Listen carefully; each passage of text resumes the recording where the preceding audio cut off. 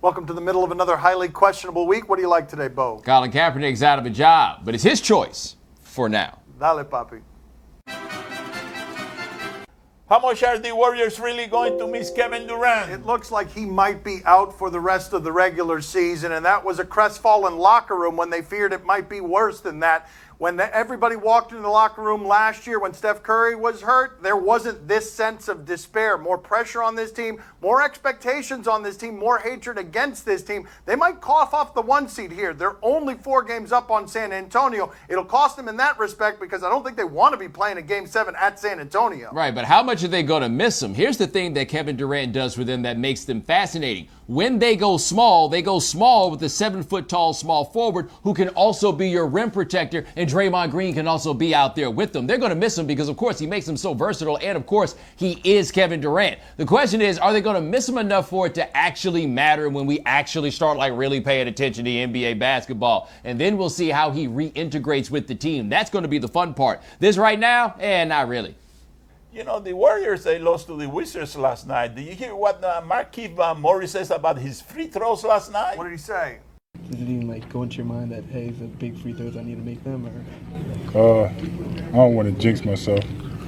But my wife tells me all the time I got big, so that's all. On the line. What the hell just happened here? While wearing the Tupac spitting hat. What sort of interest will Colin Kaepernick get on the free agent market? Right. Colin Kaepernick redid his contract during the season in 2016, and he got the right to opt out. Well, he's decided to opt out. It's probably time for him to be done in San Francisco, really for the stuff that happened before the anthem. But now the question is, who signs up for him? Because he may not have been as good as he had been previously, but last year he did have 16 touchdowns and 4 interceptions. He is an NFL caliber quarterback. Is he a starter? Is he a backup? Who's going to be the one to sign up? I don't have an answer there. I'm having a lot of difficulty remembering a guy who fell this hard, this way, at this age. 3 years ago, we were talking about this guy. Would you rather have him over Russell Wilson? And a lot of people would have argued, yes, you haven't gotten a lot of improvement since then. I'd like to see him in another offense with different coaches and more playmakers at the skill positions to see what he really is, because this is not Josh Freeman. One thing, though, he should wind up on somebody's roster. It doesn't matter whose it is. If he's not on a roster in 2017 and it's not his decision to not be on a roster, oh boy, that's going to be fun to talk about.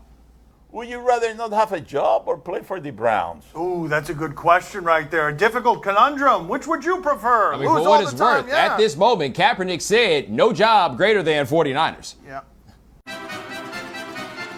Is this the end for Darrelle Revis? The Jets cut him 2 years after making the highest paid player in Jets history, Darrelle Revis. He gets the cold end of the blade, and it's not just anybody getting the cold end of the blade. It's one of the great mercenaries in the history of sports getting the blade. He was really bad last year, and I can't see at that position you not being able to cover people and getting a lot of money, the kind of money he's going to want to play for, because he ain't going to play cheap. Yeah, the question is, though, how much of last year was caused by injury, showing up out of shape? Like, how much of that is correctable? Because it wasn't that long ago that we thought he was still great. But if somebody will pay him the money he wants to play safety, he may wind up playing safety. As some of us remember, Rod Woodson going from being one of the greatest corners we'd ever seen to being an all-pro safety. There's a place for Reeves, just a matter of whether or not he's willing to grace your team with his presence for something paltry like $8 million. Because I wouldn't play NFL football for no damn $8 million. Them dudes hit hard. He's going to go back to the Patriots and win another ring. You watch. My works. Yeah. At running back or at wide receiver? Problem is, you know Belichick gonna lowball him. There's no way in the world they can get the money right again.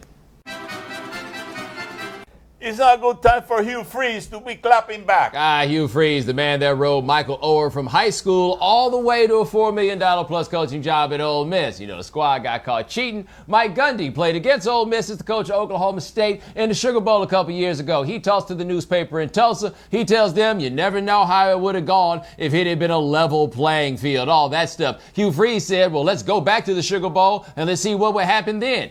First of all, it was 48-20, Mike Gundy. Y'all probably are still going to lose anyway. The other part, Ain't neither one of y'all going to no damn Sugar Bowl. This Sugar Bowl, y'all going to be remembering going to that for the next 25 years. It wasn't just 48-20. That game at one point was 41-0. And Mike Gundy, what he's saying is, well, if we had cheaters and played against their cheaters, it might have been different. And if they didn't have cheaters and we didn't have cheaters, it might have been different. Here's the thing, though. If you're Hugh Freeze, don't you have to just slink away quietly when you've already cost yourself self-imposed $7.8 million because you've told the NCAA, hey, here, we were cheating. Once you are on the record volunteering that you're a cheater, my guess is people get to say what they want about previous games in which you've cheated. You're not really allowed to clap back when you've got that on your resume. Can I say something to Hugh Freeze? Yeah, go ahead. Oh, there we go. Yeah, he said that much more efficiently than I did. I was yammering and yammering. Yeah. Oh, a little extra for you, a little bonus.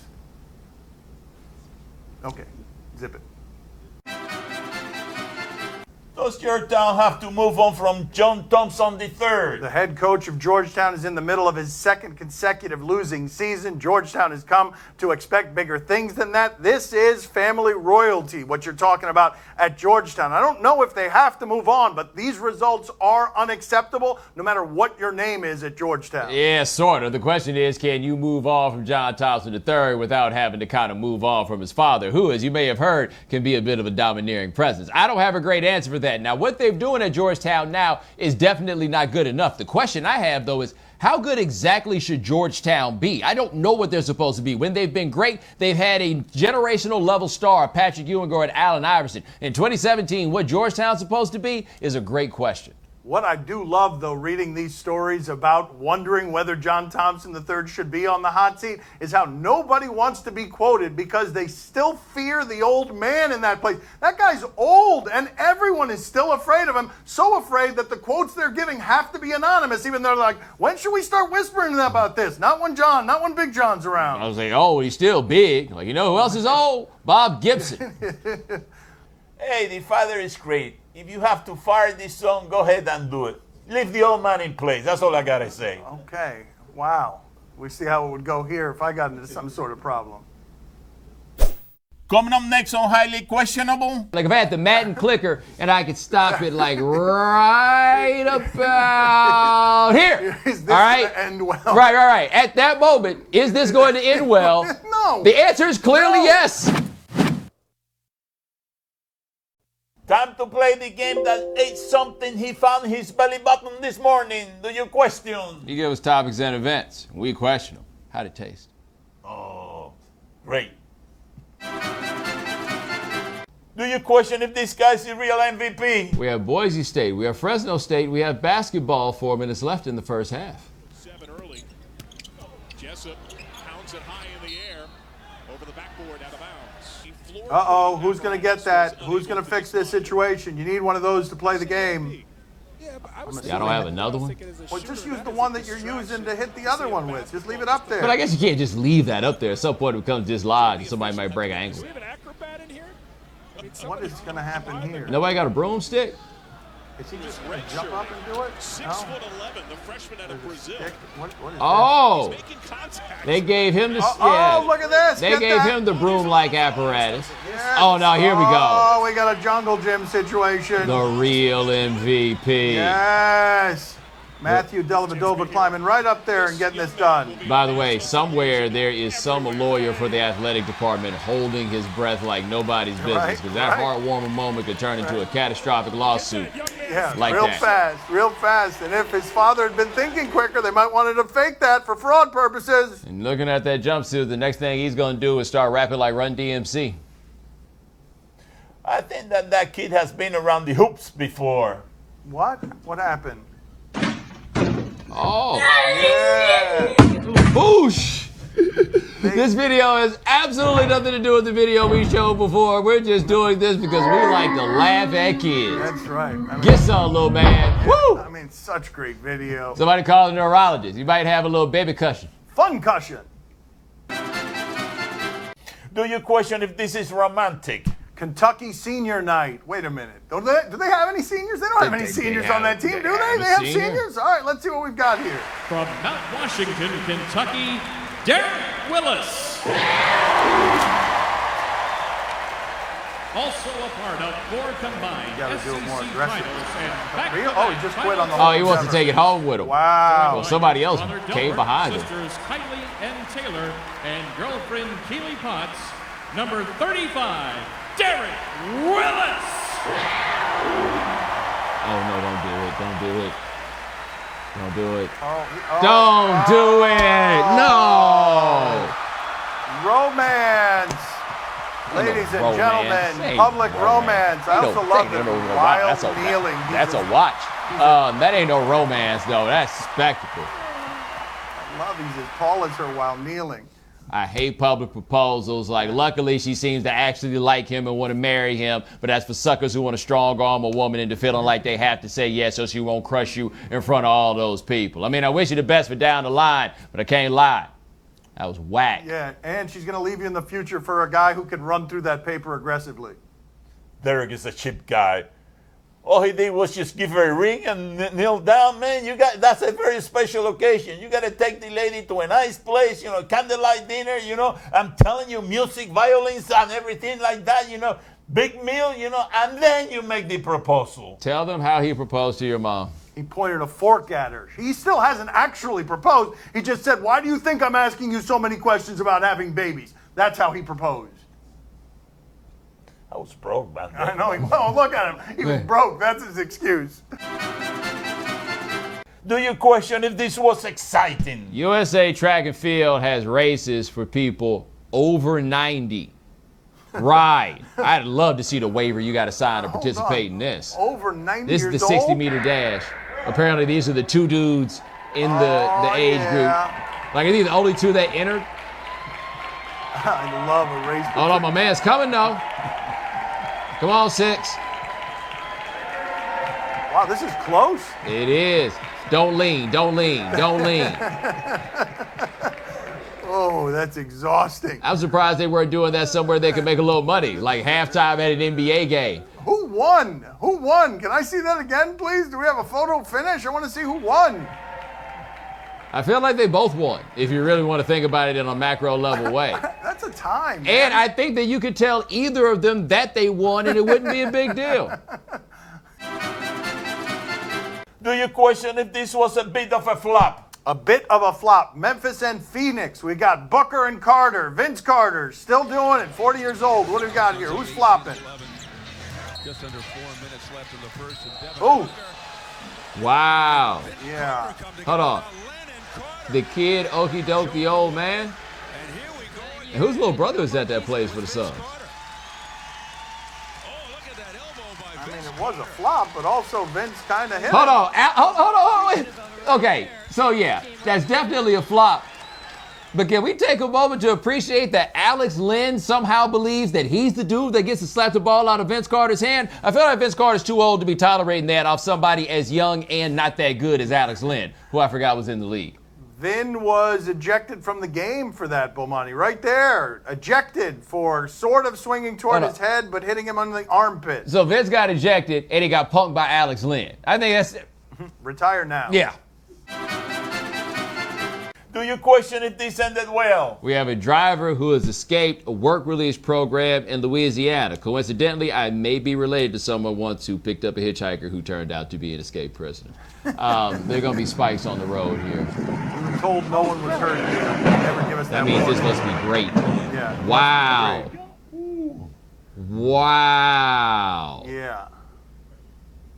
Those spikes, man, they are it's blessing and curse. They cleared the little arrow thingy, too. Like, who makes those, by the way? Like, how do you decide I want to get in business to make the sign with the arrow on it? Hold on a second. The question was, do you question if this ended well? This seems totally gratuitous. We just wanted to show you a truck flying. Like, what kind of question is that? I know it did end well because it flew and didn't flip. No matter how could it have ended, that didn't end well. There's no circumstance in which that ended well. Once you pick it up at that point, that counts as well, right? Like if I had the Madden clicker and I could stop it like right about here. Is this all right? going to end well? Right. At that moment, is this going to end well? No. The answer is clearly yes. And we don't know if it ended well. We don't know what the hell happened behind that arrow. Well, nobody got hurt. Yeah. Buddy. Boom. I didn't see the paramedics or the ambulance or anything else. The guy walk out of that truck, in one piece, You got to give him a lot of credit. The producers told us that at the beginning so that we could safely enjoy this the whole way. Therefore, yes, it must have ended well, although he probably went to jail. When I'm sober, I just don't like who I am. Pour me up a 4, and I feel like myself again. Roll me up some, and I feel like myself again. I might break every box they try to put me in. I got a lot of enemies who used to be my friends. Pour me up a 4, and I feel like I'm myself again. Roll me up some, and I feel like myself again. The Clevelander Hotel on beautiful South Beach, Miami. Time to play the game that desperately needs to clear its browsing history. See? Or no? Tell us what's on television tonight. We will tell you if we're intrigued or not, and then clear our browser history. On the Yes Network, Nets and Kings.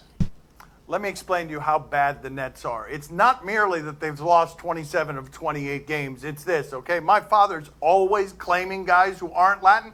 He don't want Brook Lopez. Look at this. Hit the 3 there. This is all the Nets wanted, to be in the game. They were a 20-point underdog in this game. That's the aforementioned Brook Lopez. Look at this whole sequence right here, trying to get back in the game. Randy Foy. Oh, dear God. Randy Foy hasn't done much all night long. That one knocked away. Pachulia. Monty, did you know that Randy Foy was a Brooklyn Net? No, I was about to say, aren't those guys that used to be good? Well, Monty, are you intrigued? I'm not intrigued, but I think to be fair, looking at what the score was and what the time was, it does look like they covered.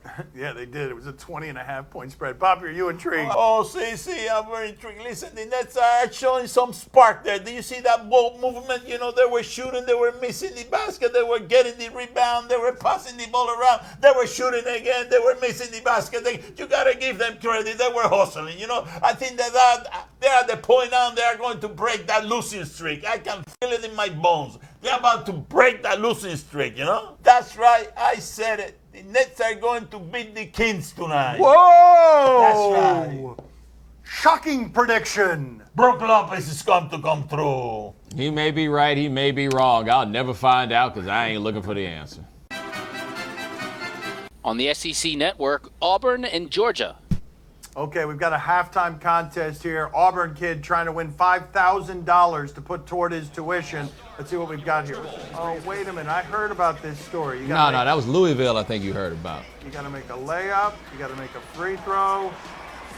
Making it look easy. You got to make a 3. Yeah, it looks like he's played high school basketball in the last 6 years, and they're going to take his money from him like they did that poor kid at Louisville.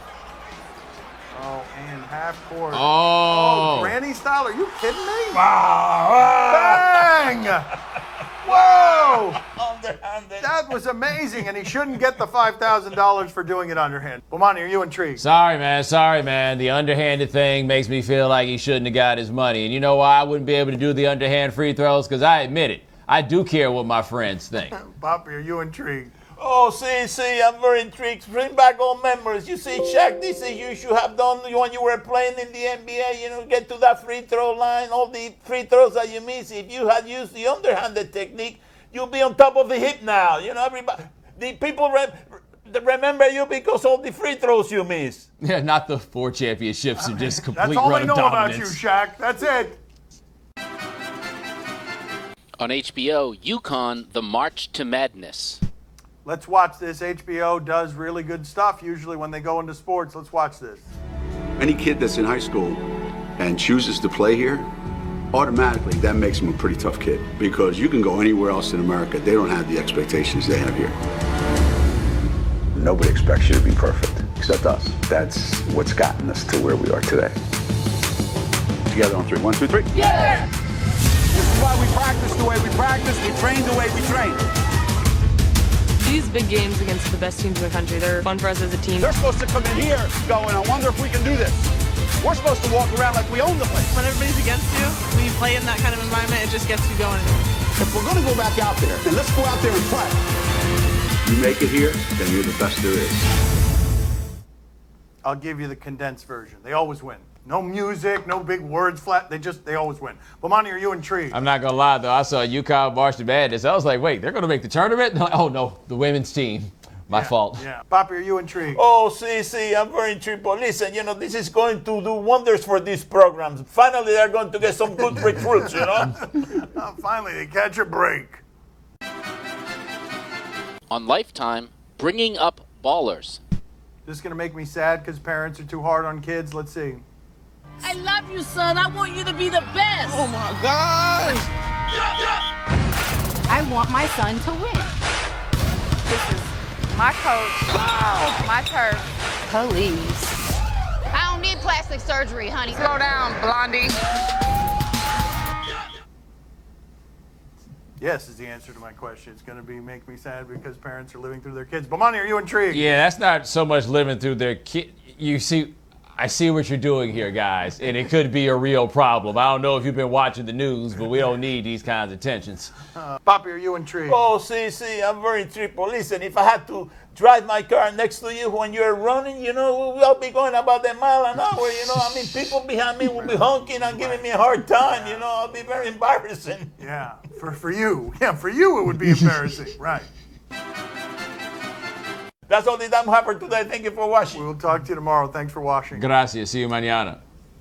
You know what time it is? No. What time is it? Dance party time. Oh, really? That's Wow. right. What That's a delightful right. surprise. Okay. Time for me to leave. Yes, that's right. All right. Good work. Where you guys going? Come on.